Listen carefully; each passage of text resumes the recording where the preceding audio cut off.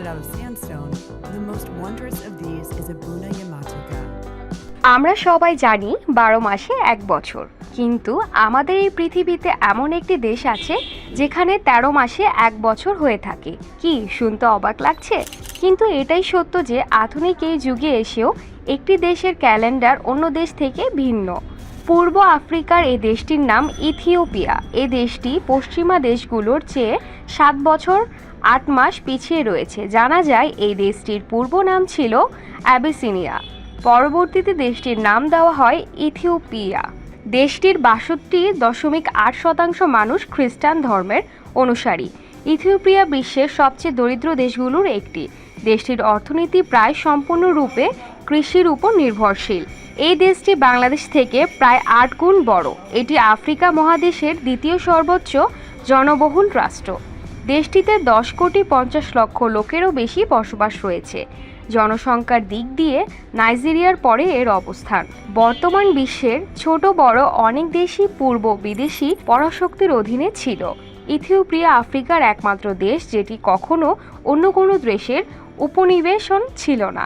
নান্দনিক প্রাকৃতিক সৌন্দর্যের কারণে পৃথিবীর নানা প্রান্ত থেকে পর্যটকরা ঘুরতে যান এখানে।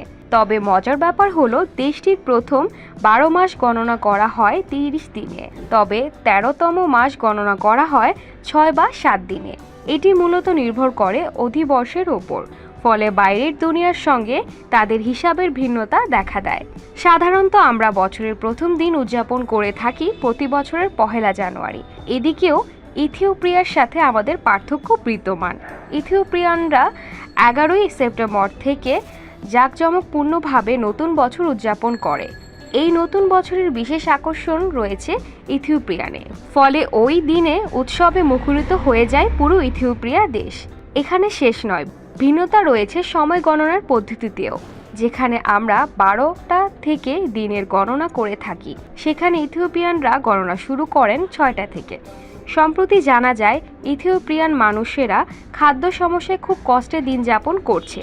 জাতিসংঘের শিশু বিষয়ক সংস্থার তথ্য মতে ইথিওপিয়ার দেশটির ট্রাইগ্রে অঞ্চলের 1 লাখেরও বেশি শিশু আগামী 1 বছরের মধ্যে ক্ষুধায় মারা যেতে পারে। ওই অঞ্চলের বেশিরভাগ শিশুই স্বাভাবিক ওজনের চাইতে 1/3 কম। ওই দেশের স্বাস্থ্য বিভাগের তথ্য মতে প্রতি মাসে অপুষ্টিতে আক্রান্ত 4,000 শিশুকে চিকিৎসা দিতে ব্যবহৃত সামগ্রী শেষ হয়ে আসছে।